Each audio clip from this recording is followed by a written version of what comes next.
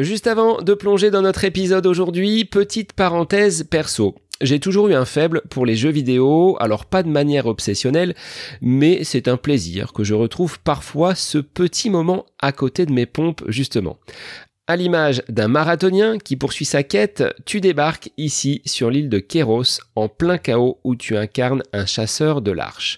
Borderlands 4, c'est de l'action, de la stratégie et des surprises.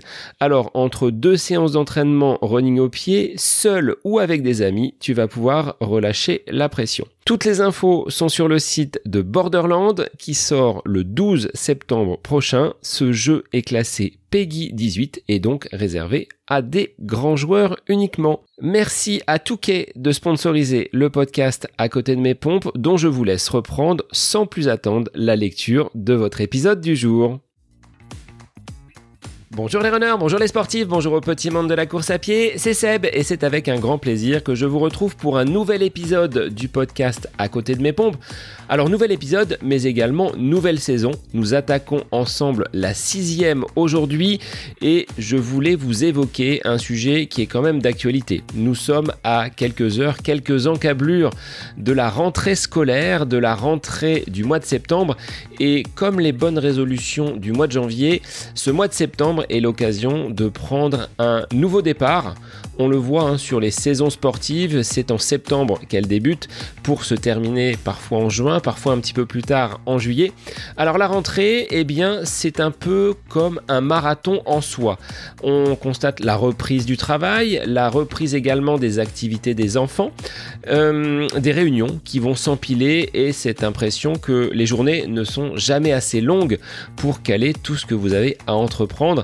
Et dans tout cela, il faut quand même se poser une question, comment on va pouvoir continuer à courir régulièrement, à caser ses séances d'entraînement, à planifier ses objectifs, alors que l'on a déjà l'impression d'avoir la tête dans le guidon dès les premières journées. Alors, bonne nouvelle, je vous annonce tout de suite que c'est tout à fait possible de continuer à pratiquer vos activités et à faire en sorte que tous ces éléments du puzzle puissent se greffer les uns aux autres. Et dans cet épisode, je voulais vous partager 5 clés concrètes pour organiser votre pratique de la course à pied sans complètement exploser en vol, sans avoir finalement cette perte d'énergie au bout seulement de quelques semaines. Alors, les 5 clés pour une rentrée sportive réussie, c'est le nouvel épisode du podcast À côté de mes pompes pour lequel je vous souhaite une très belle écoute. Pour débuter cet épisode et avant de vous dévoiler ces 5 clés pour une rentrée sportive réussie, je dirais qu'il faut peut-être faire un petit état des lieux des précédentes semaines. En effet, dans la période estivale, certains d'entre vous sont plutôt en période de coupure avec des objectifs plutôt lointains et à contrario, on a d'autres athlètes, d'autres auditeurs et auditrices qui sont dans une effervescence plutôt importante parce que des objectifs vont se profiler très rapidement sur le mois d'octobre avec les courses du type 20 km de Paris ou peut-être d'autres sur des marathons. Donc au préalable, je vous conseillerais quand même de faire un petit état des lieux de ce qu'a été votre été. Avez-vous été actif? Avez-vous été sportif? Quelle a été la nature de votre entraînement? Est-ce que vous avez continué à vous entretenir même si vous n'avez pas eu d'objectif? Pour ma part, on a eu des travaux à la maison. Il y a eu également peu de courses sur lesquelles j'ai pu accrocher un dossard, voire pas du tout. Donc, il n'y a pas eu pour moi de préparation spécifique sur une course pendant l'été. Et là, en cette période de reprise, en cette période de rentrée, je pense qu'il faut être prudent et ne pas vouloir aller trop vite, trop fort, trop loin, ce qui est souvent synonyme de blessure. Par contre, si vous êtes en pleine possession de vos moyens, avec un entraînement qui a déjà débuté sur le mois d'août parce que vous avez cet objectif du côté de l'automne, il peut quand même être judicieux de se positionner et de s'interroger sur ce que sera votre période de rentrée. Période estivale, il y a souvent un petit peu moins d'activités, notamment si vous êtes parent, s'il y a des activités pour vos enfants. Durant l'été, il y en a pas, il y en a moins et c'est peut-être plus facile de caser des séances d'entraînement. Là, quand le rythme de la vie quotidienne va revenir avec ce mois de septembre, eh bien, il faut peut-être recomposer, ajuster de façon à ce que cet état de forme, cette préparation que vous êtes en train de mener ne soit pas complètement balayé par ces rendez-vous, ces impératifs qui vont de toute façon se présenter très très rapidement. Premier point, je dirais, faites cet état des lieux de ce que l'été vous aura apporté comme activité sportive. Vous avez peut-être testé d'autres activités telles que le vélo, telles que la natation, vous avez bougé, vous avez marché, vous avez fait de la randonnée. Tout cela nous permet quand même de se maintenir dans un état de forme qui est quand même plutôt intéressant, mais attention parce que l'été, c'est aussi un temps un petit peu plus festif, des barbecues, des apéros, une alimentation qui n'est peut-être pas aussi rigoureuse que celle qu'on peut avoir le reste de l'année, ou du moins lorsque nous sommes en préparation d'un objectif. Et la rentrée, c'est peut-être également l'occasion de se remettre un petit peu en forme sur le plan de l'assiette avec un petit peu plus de rigueur, mais je vous dirais, il ne va pas falloir changer tout radicalement du jour au lendemain. Comme pour l'entraînement, il s'agira de réintroduire des saines habitudes avec progressivité. Pensez à bien vous hydrater, même si les températures vont commencer à baisser un petit peu. On n'est pas à l'abri de pics de chaleur sur ce mois de septembre. L'hydratation, on peut parler également du sommeil, qui est un autre pan important pour la récupération et derrière pour vos performances. Attention donc à ne pas vouloir veiller trop tard parce que vous savez que le lendemain, il faudra se lever un petit peu plus tôt. Sur le plan de l'entraînement, le conseil, si vous avez été totalement inactif et que vous avez coupé sur les dernières semaines, eh bien, c'est de repartir sur des footings relativement lents avec la forme du jour. Je pense que c'est même pas la peine de regarder les allures et de vous dire il faut absolument que je cours en footing à cette allure parce qu'il y a 6 mois, parce qu'il y a 3 mois, je courais à cette allure-là. Soyez à l'écoute de vos sensations. J'y reviendrai tout à l'heure sur une des clés justement de cette rentrée réussie.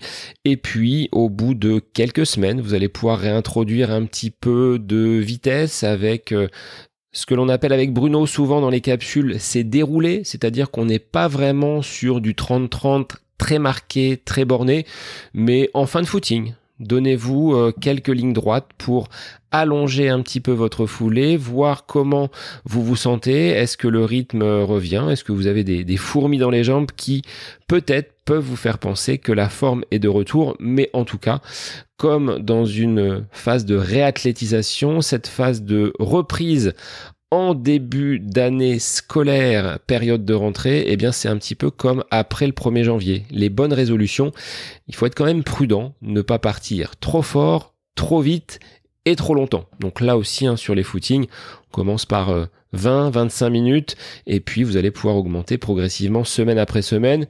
Laissez-vous à peu près un mois et demi à la rigueur pour consolider cette base que l'on va appeler foncier pour des objectifs futurs. Alors bien évidemment, si vous avez déjà coché des objectifs sur le mois d'octobre et que votre préparation est au point mort, je dois vous avouer que c'est quand même un petit peu compliqué. À moins d'avoir juste pour objectif de finir une course, mais je suis pas sûr que ce soit la bonne solution si votre été a été totalement consacré au farniente, au repos et que l'activité physique a été loin de vos préoccupations. Voilà, c'était la petite parenthèse, mais je trouve que c'est quand même important de l'évoquer parce qu'on n'a pas tous la même façon d'appréhender cette période estivale, pas tous le même rythme notamment, parce que pour certains, quand je parle de vacances pour moi en tant qu'enseignant, ça commence début juillet, ça se finit fin août. Pour certains, les vacances, c'était sur la première quinzaine de juillet et pour vous, votre rentrée, c'était très très loin de cette rentrée-là officielle sur le plan scolaire. La toute première clé que je pourrais vous transmettre pour une rentrée sportive réussie, elle consistera à ajuster votre objectif sportif à votre vrai rythme de vie. Il faut, je pense, arrêter de peut-être rêver un planning qui serait le planning idéal et de regarder bien en face ce qui vous attend dans ces prochaines semaines. On a parfois tendance, mais on l'est tous, un petit peu ambitieux, à se fixer des objectifs qui vont être parfois un petit peu trop hauts. Le mois de septembre, c'est quand même un mois qui est chargé. Alors, inutile d'ajouter une pression supplémentaire. Mais là encore, je le répète, si vous avez des courses sur l'automne, votre entraînement, votre préparation, elle a déjà commencé. Et j'espère que vous avez anticipé cette période. On y reviendra tout à l'heure sur comment ajuster en fonction de l'état de forme et de l'énergie que vous avez. Mais globalement, si je devais vous donner peut-être un objectif pour cette rentrée, c'est peut-être la régularité. Est-ce que vous êtes aujourd'hui capable de tenir, mais de façon très régulière et avec une durée qui va se prolonger dans les mois à venir, 1, 2, 3, voire plus d'entraînement chaque semaine sans qu'il n'y ait de coupure. Il faut que ce rythme soit tenable pour vous et que vous n'ayez pas finalement une surcharge d'entraînement et qu'il y ait un gros déséquilibre entre vos semaines. Là aussi, on parle de progressivité et vous n'allez pas pouvoir passer de 2 à 4 séances en l'espace de quelques jours. C'est encore là un principe de progressivité et on le sait tous, sur ces premiers jours de septembre, ces premières semaines, il y a des moments où on aura plus de travail, plus d'intensité, plus de rendez-vous, plus de réunions. Et moi, ce sera le cas. Sur le plan du lycée, j'attaque ma 20e année dans le même établissement. Je sais déjà qu'il y a des réunions qui sont prévues pour accueillir les parents, pour accueillir les nouveaux élèves. Donc, si une séance venait à sauter, eh bien, il faut l'anticiper. Ce sera l'objectif de la clé numéro 2, vous allez le voir, mais une séance ratée ne va pas mettre en péril non plus l'intégralité de votre semaine ou de votre cycle sportif. Parce que j'aime bien, moi, travailler sous forme de cycle. On est sur des périodes qui oscillent entre 2, mais je préfère 3 semaines. Et sur la 4e semaine, on va être sur une semaine relativement allégée. Composez vos blocs d'entraînement en fonction de ces cycles, en fonction également de vos impératifs, qu'ils soient professionnels, associatifs, familiaux. Et ainsi, si une séance venait à sauter, à être ratée, eh bien ce n'est pas très grave. Dans cet épisode, comme l'objectif est de construire votre stratégie pour une rentrée réussie, je vais vous inciter à prendre une feuille, un petit bloc, un crayon et d'essayer de répondre à cette question. Est-ce que votre objectif actuel colle avec votre rythme de vie? La course que vous avez en tête, la course que vous souhaitez préparer, est-ce qu'elle va pouvoir s'intégrer dans votre agenda personnel, professionnel? Est-ce que le nombre de séances que vous réalisez en ce moment, est-ce que vous arrivez à vous y tenir? Est-ce que c'est une charge pour vous? Est-ce que vous y prenez du plaisir? Est-ce que ça nécessite des exercices de contorsion au niveau de votre agenda?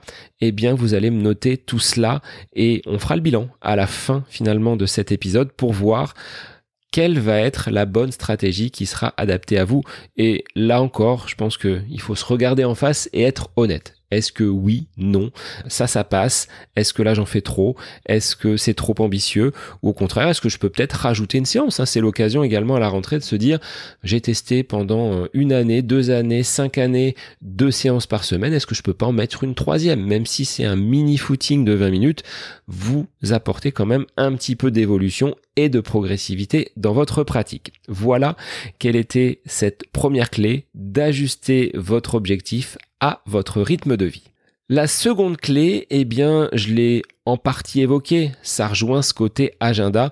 Il s'agit de bloquer vos créneaux sportifs comme s'il s'agissait de rendez-vous professionnels ou de blocs vraiment importants pour vous.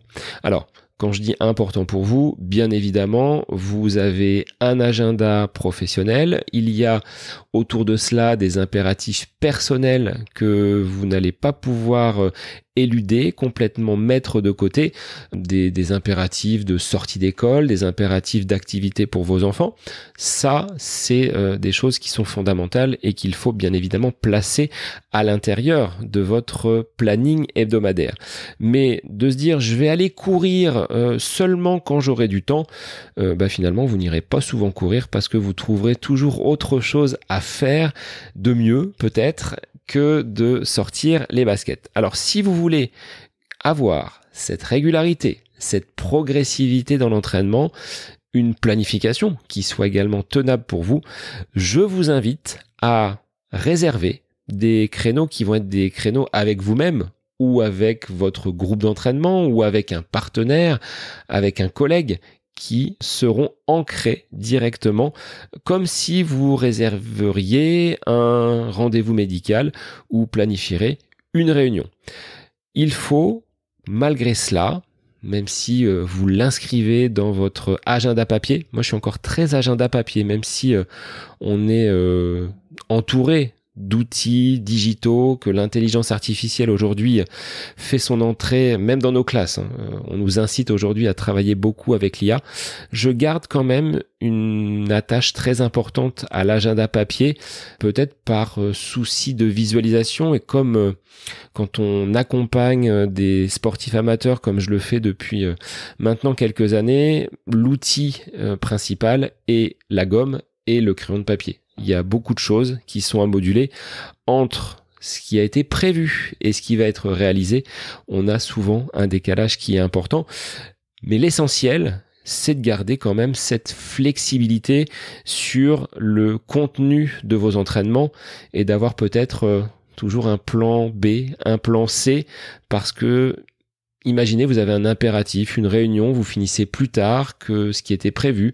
Sur un plan familial, vous devez faire un trajet pour aller chercher un enfant ou je pense à un collègue qui a dû emmener une de ses filles aux urgences suite à une mauvaise chute. Eh bien, la séance, qu'est-ce qu'il en est ? Eh bien, elle est soit complètement ajournée, on ne la fait pas, ou alors elle va être réduite. Donc, bien évidemment, si un fractionné était prévu en fin de journée, mais que vous n'avez pas pu vous rendre disponible à l'heure que vous vouliez, eh bien peut-être que de basculer simplement sur un petit footing de 20-25 minutes histoire de prendre l'air et de vous oxygéner, c'est peut-être 100 fois mieux, alors je vais pas dire 1000 fois mieux, que d'annuler et de reporter une séance. Je dirais que c'est des petites sorties qui sont peut-être pas forcément les plus intéressantes, impactantes pour vous.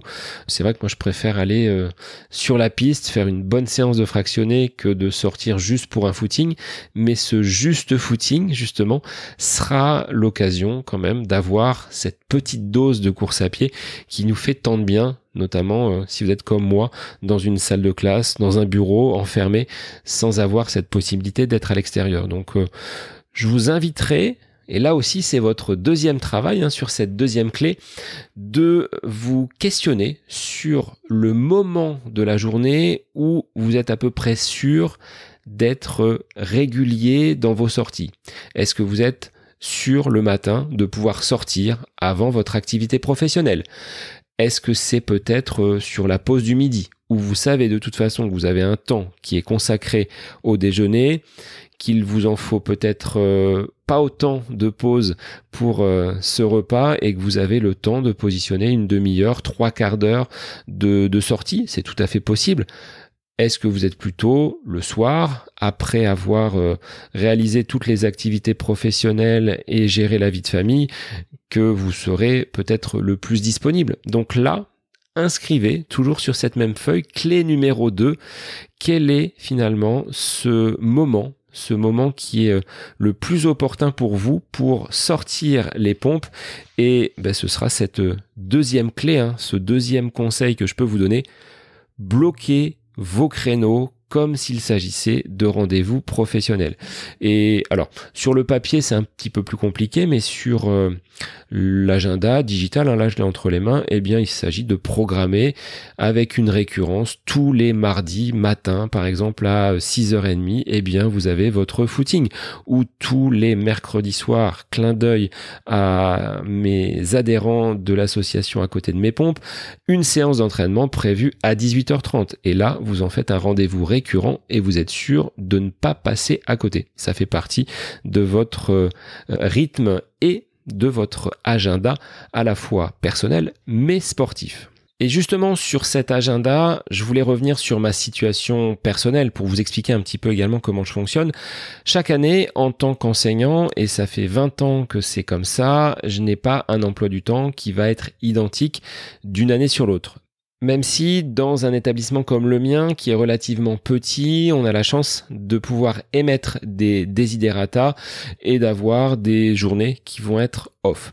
Depuis 2-3 ans, je sais que le lundi, pour moi, est une journée qui ne sera pas travaillée, ce qui me permet d'être à la maison, de réaliser diverses choses, mais sur le reste de la semaine, j'ai des amplitudes de travail qui vont varier, avec parfois plus de cours le matin, plus de cours l'après-midi, des périodes qui sont parfois creuses, avec suffisamment de temps entre deux cours, entre le matin et l'après-midi pour caler une séance d'entraînement, et chaque année, je dois recomposer ce planning d'entraînement et j'en discute également avec Xavier qui calibre mon entraînement et on doit revoir un petit peu la programmation des séances. Quand est-ce que je vais mettre un footing? Quand est-ce que va se positionner une séance plutôt spécifique? Le long, ça reste quand même sur les week-ends et puis il faut que j'intègre également encore plus cette année, les entraînements de l'association. On a planifié un entraînement le mercredi, on va en greffer un également le lundi.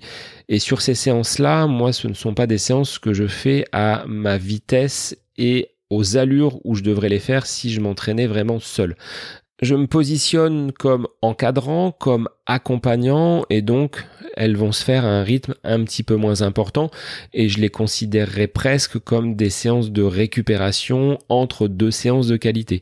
Donc là, c'est une nouveauté. Il va falloir que je me penche un petit peu sur les prochaines semaines pour voir comment je vais assimiler ces premières semaines d'entraînement. J'ai un objectif avec un 10 km sur les courses de l'Indien, donc c'est le 18 ou 19 octobre du côté d'Orléans. J'aurai une petite course de rentrée le 14 septembre du côté de l'Estiou, donc c'est à quelques kilomètres de la maison, 5 km, mais j'ai quand même beaucoup moins couru sur cette période estivale, en raison d'une grosse période de travaux qui a également nécessité pas mal d'énergie sur le plan mental. Donc vous voyez, avec plus de 20 ans de pratique, et j'attaque là sur cette saison 2025-2026, ma 22e année en course à pied, il y a encore des ajustements et la saison de l'année dernière ne sera pas celle-ci. Je me remémore il y a 2 ans où j'avais fait une grosse préparation estivale pour être en forme sur les 20 km de Paris et derrière sur le 10 km de l'Indien. Aujourd'hui, j'en suis loin et si je me remémore cette année écoulée depuis le marathon pour tous, j'ai pas eu beaucoup de courses, j'ai pas eu la possibilité, l'envie, l'énergie de me lancer corps et âme dans une préparation pour un objectif tel qu'un 10 km ou un semi-marathon. Ça a été essentiellement des sorties plaisir, des périodes où j'avais beaucoup d'énergie, d'autres où il y en avait un petit peu moins, d'autres où j'ai pas beaucoup couru. Là, il y a des semaines avec les travaux où j'ai peut-être fait 5-10 km, une seule sortie. Et bizarrement, alors c'est même pas bizarrement, moins j'ai cette possibilité de courir, plus les séances sont espacées et moins la forme est présente. Alors que si j'enchaîne et que je mets un petit peu plus de séances sur mes semaines d'entraînement, eh bien la forme est bien meilleure. Cependant, c'est là où il faut être vigilant, c'est pas de vouloir copier, calquer les allures, les séances que je faisais il y a 1 ou 2 ans, il faut s'ajuster et être lucide avec la forme que l'on peut avoir aujourd'hui et la mienne n'est pas celle d'il y a 2 ans. Il faut l'accepter et puis avec travail, avec persévérance, avec motivation, eh bien celle-ci va revenir, mais ça prend du temps et là aussi il faut être relativement prudent et ainsi éviter tout bobo, toute blessure parce que ça peut quand même très vite arriver avec cette énergie qui n'est pas toujours au beau fixe, notamment sur cette période de rentrée où le mental est mis à contribution en plus d'une parfois fatigue physique. C'est quand même paradoxal. On se retrouve en sortie de vacances et au bout de quelques semaines, on se dit déjà mais j'ai plus d'énergie. La batterie, elle est vidée. Et malgré tout, il faut continuer à avancer parce que l'année ne fait que débuter. Alors, 3e clé, je vous inviterai à écouter votre énergie et pas seulement le plan. Parce que, effectivement, vous avez trouvé les créneaux. Ils sont positionnés sur votre agenda. Vous avez trouvé le rythme. 2, 3, 4 séances par semaine. Vous savez que ça tient. Vous allez pouvoir avancer dans ces objectifs que vous vous êtes fixés pour les prochains mois et les prochaines semaines. Cependant, le plan, il est parfois difficile de le respecter à la lettre parce que il y a cette fatigue mentale, le terme employé est bien souvent charge mentale, qui vient s'ajouter à cette fatigue physique que vous allez imposer à votre corps lors des entraînements. Je pense qu'il est difficile de pouvoir être dans de bonnes dispositions physiques si le mental ne suit pas, ou si ce mental vous pompe une bonne partie de votre énergie. N'essayez pas de vous acharner à suivre absolument un plan à la lettre. Aujourd'hui, quand quelqu'un vient vers moi en me demandant un plan pour un objectif, je suis absolument incapable de lui donner un plan clé en main, quelque chose qu'il va pouvoir entre guillemets suivre sur 10, 12, 14 semaines. Pour la simple et bonne raison que le niveau d'engagement, à la fois physique mais aussi mental, ne va pas être linéaire. Il y a des journées où tout va bien se passer. Si je prends mon exemple d'enseignant, on programme quelque chose avec les élèves et ça déroule tout seul comme sur une autoroute. Et il y a d'autres journées où on essaie tant bien que mal de mettre en place des éléments, des cours, des choses, des projets, et rien ne se passe comme on veut. Autant vous dire que quand le soir vous avez une séance ou le matin quand vous devez vous lever après avoir passé une mauvaise nuit parce que vous avez réfléchi à tout un tas de choses, parce que vous avez un enfant qui est malade, qui a mal dormi, qui vous a réveillé, comment voulez-vous être dans de bonnes dispositions pour aborder une séance, qui plus est une séance de qualité, où vous allez devoir physiquement vous engager un peu plus que sur un footing? C'est quasiment impossible.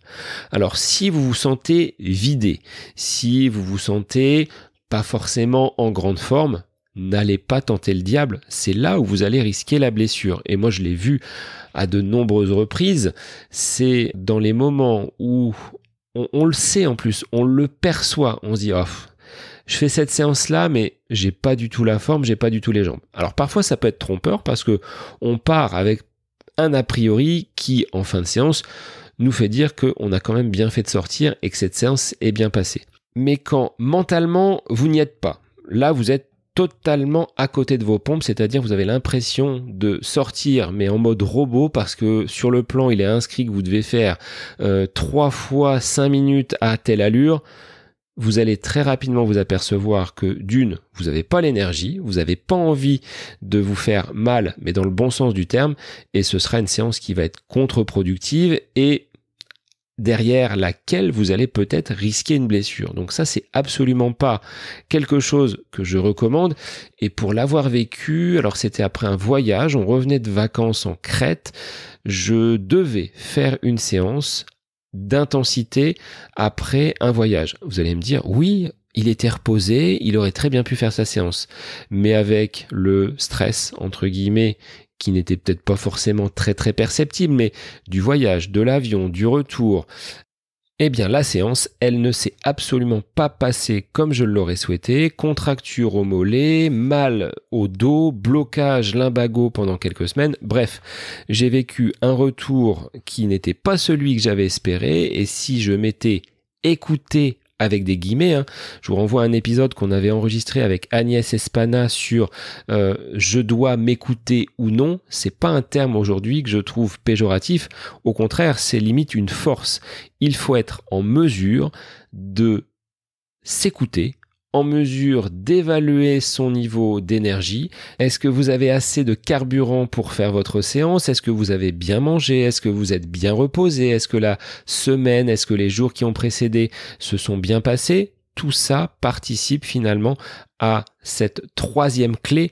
Et le petit exercice que je pourrais vous donner, c'est de chaque soir évaluer votre niveau de fatigue sur une échelle de 1 à 5, de 1 à 10. Essayez de voir où vous en êtes. Si la fatigue est à 1, autant dire que vous êtes plutôt bien. Si pendant plusieurs jours, elle est aux alentours de 3, 4, voire 5, il serait peut-être là judicieux de vous accorder un petit peu de repos, d'accentuer la récupération, et c'est avec une certaine intelligence que l'on va calibrer cet entraînement en l'adaptant pour ne pas s'épuiser. On ne peut pas, entre guillemets, être toujours dans le no pain, no gain, il faut des entraînements durs pour progresser. Non, la récupération, elle fait également partie de l'entraînement. On le dit, on le répète, le sommeil, l'alimentation, ça fait partie des facteurs qui peuvent nous permettre de progresser. Et si on l'oublie un petit peu parce qu'on est pris par du stress, par un rythme de fou, on a beau couper pendant 15 jours, 3 semaines pendant les vacances, si au bout de quelques semaines on est rattrapé par ces vieux démons à vouloir courir partout à droite et à gauche, à un moment donné, ça va finir par coincer. Donc, clé numéro 3, écoutez votre énergie et je vous inviterai à ne pas toujours respecter votre plan d'entraînement. Ce sera ce 3e conseil que je peux vous donner aujourd'hui. La 4e clé que je pourrais vous donner dans cet épisode consacré à la rentrée sportive, ce serait de transformer votre pratique pédestre, cette passion que vous avez pour la course à pied, en un moteur un petit peu plus collectif. Je m'explique. La 4e recommandation que je peux vous faire ici, c'est d'impliquer votre entourage dans votre pratique du sport. Souvent, on voit la course un petit peu comme une contrainte que l'on va imposer à son entourage. Et je pense, oui, avoir par de nombreux exemples fait preuve d'égoïsme à l'égard de mes proches en allant courir alors qu'il y avait peut-être autre chose sur un plan familial, sur un plan des activités au sein de la maison à faire. Mais en réalité, si elle est expliquée, si votre entourage comprend que vous avez ce besoin d'aller courir, ce besoin de vous donner des objectifs pendant X semaines, et ça a été mon cas pour le marathon, j'ai vu que c'était quand même une grosse implication sur le plan de la vie de famille, eh bien cette course à pied, ce sport peut devenir quand même un moteur collectif. Et on l'avait évoqué avec Bruno sur la pratique du sport en famille. On peut, pendant que vous pratiquez votre séance, être accompagné en vélo par vos enfants.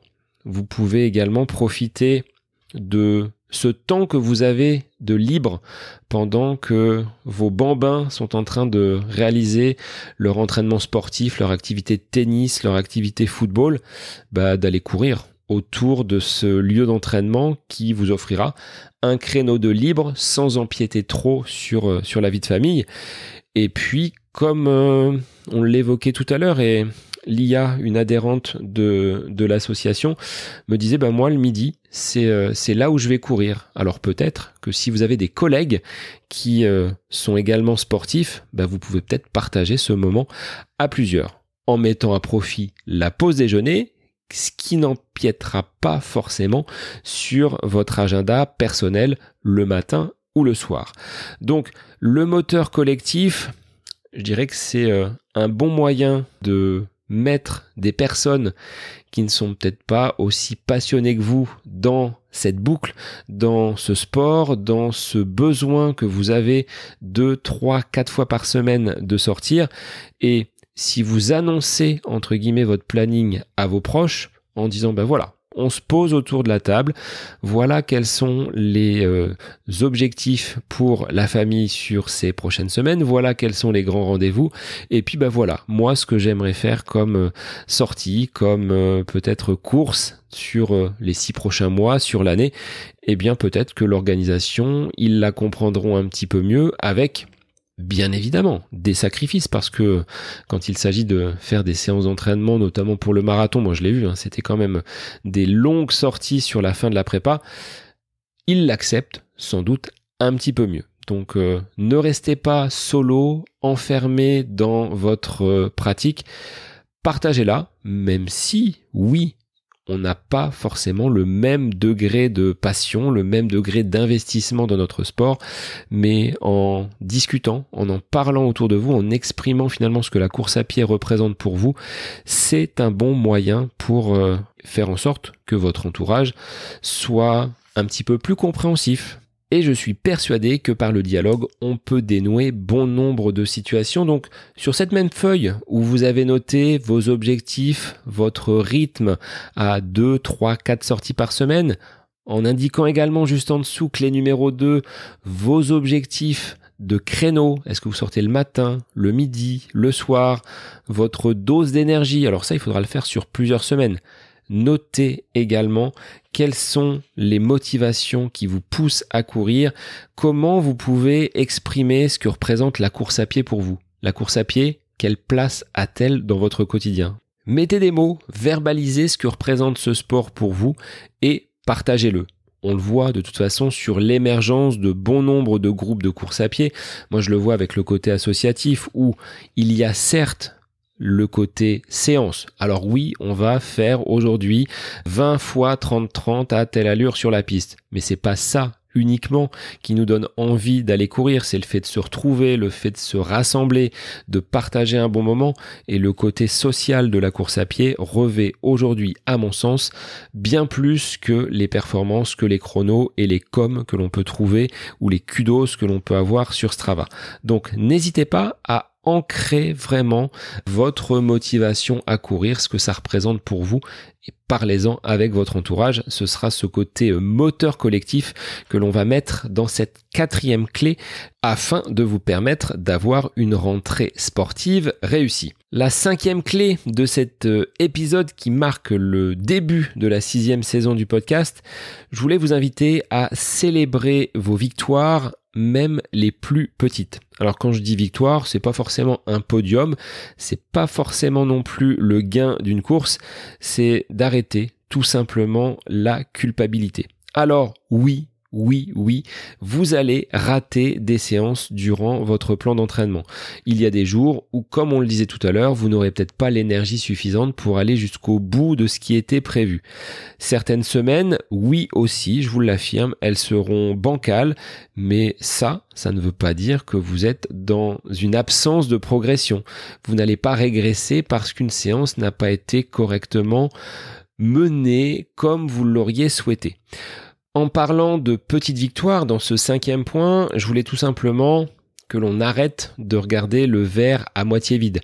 Alors que, en prenant le problème à l'envers, ce verre à moitié plein, il peut quand même nous mettre de belles réussites devant les yeux en jetant un petit coup d'œil dans le rétro. C'est toujours important de savoir de quel point on est parti et tout ce qu'on a pu accomplir sur vos différentes années de pratique. Si je me remémore le Seb de 2003 qui peinait à courir 400 mètres entre le pont Georges V et le pont Joffre à Orléans, eh bien, il y a eu quand même un petit peu d'évolution. Il y a eu des phases d'euphorie, des phases de régression, des phases de blessure. Mais il y a un an, je bouclais mon premier marathon. 2 décennies plus tard, j'ai appris beaucoup de choses et Dieu merci, le podcast m'amène énormément de connaissances par les experts et les invités que je peux recevoir et c'est une source de progression constante. Donc, dans ce côté verre à moitié plein, verre à moitié vide, c'est un petit peu bateau cette comparaison, mais je dirais, au lieu de voir ce que vous n'êtes pas en mesure de faire aujourd'hui, valorisez, observez tout ce que vous avez réussi à faire. Donc là encore, petit exercice, je vous invite à noter tout le chemin parcouru, toutes ces courses, tous ces éléments qui font de votre pratique de la course à pied une source de satisfaction. Et quand bien même, sur une semaine, vous n'auriez peut-être pas la possibilité de réaliser l'entraînement qui est celui que vous espérez par rapport au plan, par rapport à l'objectif, par rapport au chrono que vous visez dans les prochaines semaines. Gardez avec vous ce petit kit, ce minimum viable sportif, c'est-à-dire une séance que vous pouvez faire n'importe quand, n'importe où, même si c'est le chaos totalement autour de vous.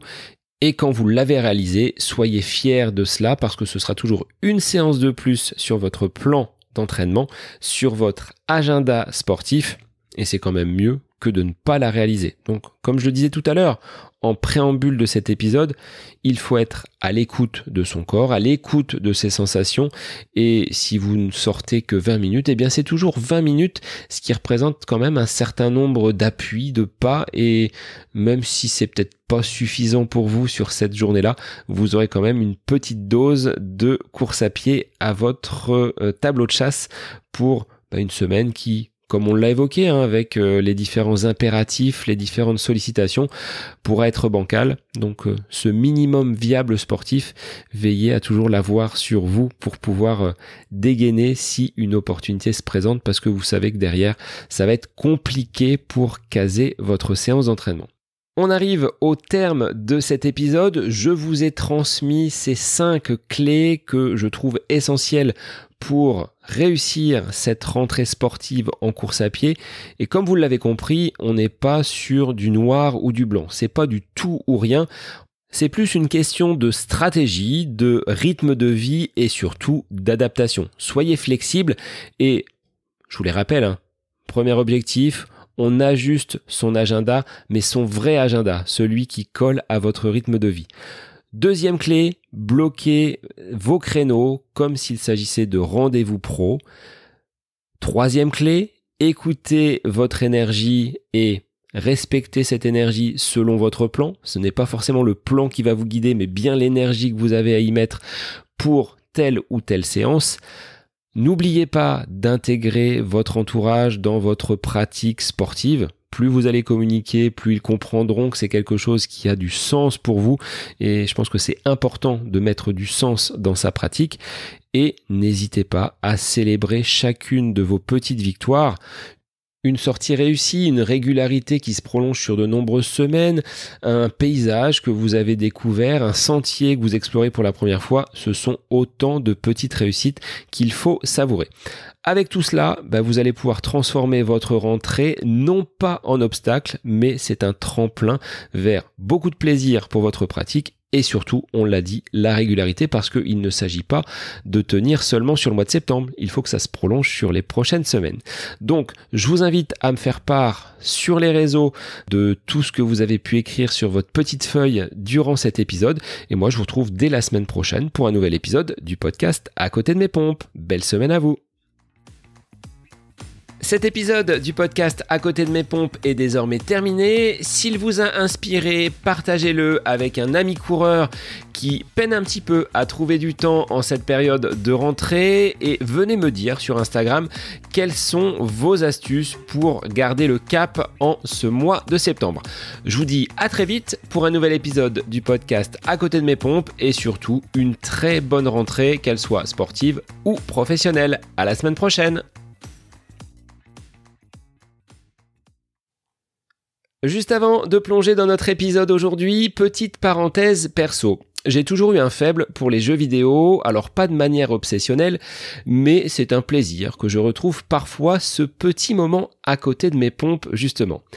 À l'image d'un marathonien qui poursuit sa quête, tu débarques ici sur l'île de Kéros, en plein chaos, où tu incarnes un chasseur de l'Arche. Borderlands 4, c'est de l'action, de la stratégie et des surprises. Alors, entre 2 séances d'entraînement running au pied, seul ou avec des amis, tu vas pouvoir relâcher la pression. Toutes les infos sont sur le site de Borderlands qui sort le 12 septembre prochain. Ce jeu est classé PEGI 18 et donc réservé à des grands joueurs uniquement. Merci à Touquet de sponsoriser le podcast À côté de mes pompes, dont je vous laisse reprendre sans plus attendre la lecture de votre épisode du jour.